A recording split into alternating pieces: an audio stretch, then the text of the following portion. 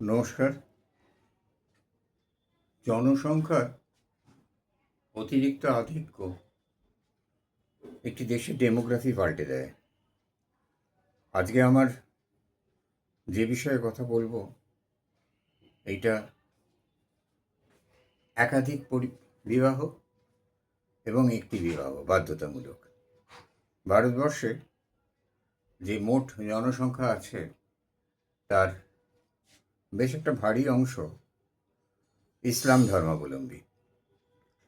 এখন দেখুন, দেশটা ভাগ হয়েছিল কেন? দেশটা ভাগ হয়েছিল ধর্মের ভিত্তিতে, দ্বিতীয়ত ধর্ম জনসংখ্যার ভিত্তিতে, ধর্মীয় ধর্ম অবলম্বনকারী জনসংখ্যার ভিত্তিতে। যেমন বালুচিস্তানে 5% হিন্দু ছিল, বালুচিস্তান পুরো পাকিস্তানে চলে গেছে। বালুচ, পাখতুনিস্তান, এগুলোতে হিন্দু ছিলই না। পাখতুনিস্তান জনসংখ্যার ভিত্তিতে এন্টায়ারলি পাকিস্তানে চলে গেছে। বাংলাদেশে 70% মুসলিম ছিল, 30% হিন্দু ছিল।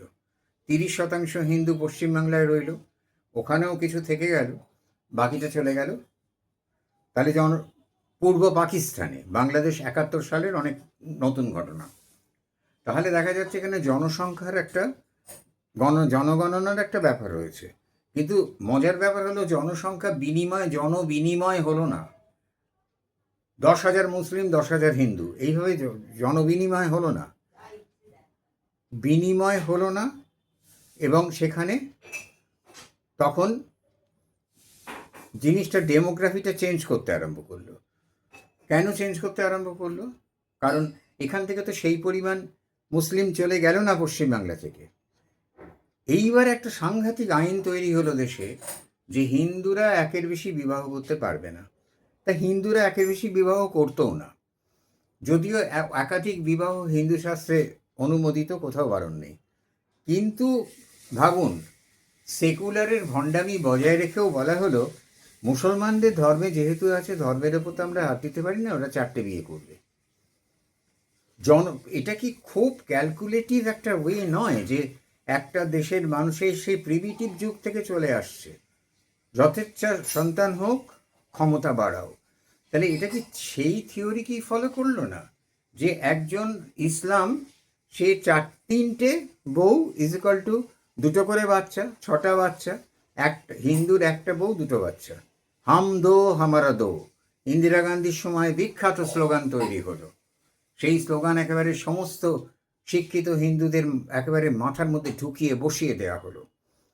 তাহলে এই যে অদ্ভুত ব্যাপারটা হলো, এটা তোর সংখ্যা তো বাইরে থেকে মুসলমান আসছে, প্রচুর পরিমাণে আসছে, তাদের বাম সরকার তাদের সাপোর্ট করছে, পরবর্তীকালে তৃণমূলও করেছে। কিন্তু এগুলো তো হালের কথা। সেই যখন জওহরলাল নেহরু হিন্দুর এক বিবাহ কম্পালসারি করলেন যে 2টো হবে না, তখন তো ওদের সম্বন্ধে কোনো বিধিনিষেধ হলো না, ওদের প্রচুর সন্তান হতে লাগলো, ক্রমশ ওদের সংখ্যা বাড়লো। 13% ছিল যেটা স্বাধীনতার সময়, সেটা আজ 30%-এর ওপরে চলে গেছে। যদি ঠিক মতো জনগণনা হয় তাহলে হয়তো দেখা যাবে যে 30%-এর বেশি চলে গেছে কোনো কোনো জায়গায়, মুর্শিদাবাদ জেলাতেই তো গেছে। তাহলে এই অদ্ভুত একটা মানসিকতা নিয়ে আমরা কি করে চলতে পারি বলুন? আমাদের একটু হিন্দুর জন্য ভাববার কোনো সরকার থাকবে না। আর যদি কেউ থাকে তাহলে সে মৌলবাদী, যদি কেউ থাকে তাহলে সেও সাম্প্রদায়িক। কি ধরনের কথাবার্তা এটা? অসংখ্য দেশ রয়েছে যেখানে 14টা দেশ রাষ্ট্রধর্ম হিসেবে ইসলামকে মেনেছে, 57টা দেশের ভেতরে। বাকি দেশগুলোতে তো সব ধর্মের লোক রয়েছে, কোনো অসুবিধা হচ্ছে না। তাহলে আমাদের দেশে যদি আইনটা সত্যি সত্যি সবার জন্য আইন এক হয়, তাহলে এই 4 বিয়ে 3 বিয়ে এসব ব্যাপারটা থাকে না। যদি না থাকে তাহলে এই পরিমাণে সংখ্যা বৃদ্ধি হয় না। এই পরিমাণে সংখ্যা বাড়তে বাড়তে আমরা এমন একটা জায়গায় এসে এক সময় ঠেকবো যে হিন্দুরা মাইনরিটিরও মাইনরিটি হয়ে যাবে। আর ইসলাম একটা এমন জাত যে যারা যতদিন পর্যন্ত মাইনরিটি থাকে ততদিন পর্যন্ত তারা ভীষণ ভালো, ভয়ঙ্কর ভালো। বাংলাদেশিরাও যারা 71-এর যুদ্ধেও চলে আসেনি, তারা ভেবেছিল যে এরা বাংলাদেশি মুসলমানরা ভালো, এরা কিছু করবে না, আজকে গাছে উল্টো করে বেঁধে পড়াচ্ছে ভালো। তো এইখানে যখনই ওরা জনসংখ্যার ভিত্তিতে এগিয়ে যাবে, তখনই তো সেই হিউম্যান ডেমোগ্রাফিটা চেঞ্জ হয়ে যাবে। আর জনসংখ্যার ভিত্তিতে যখনই ওরা এগিয়ে যাবে, তখনই ওরা সেপারেট ল্যান্ড দাবি করবে। পৃথিবীর সর্বত্র এটা হয়েছে। ইরানে কয়েক হাজার মুসলিমকে আশ্রয় দেওয়া হয়েছিল, আজকে ইরানে একটাও জরাশ্রুষ্ট ধর্মীয় লোক নেই, একজনও নেই।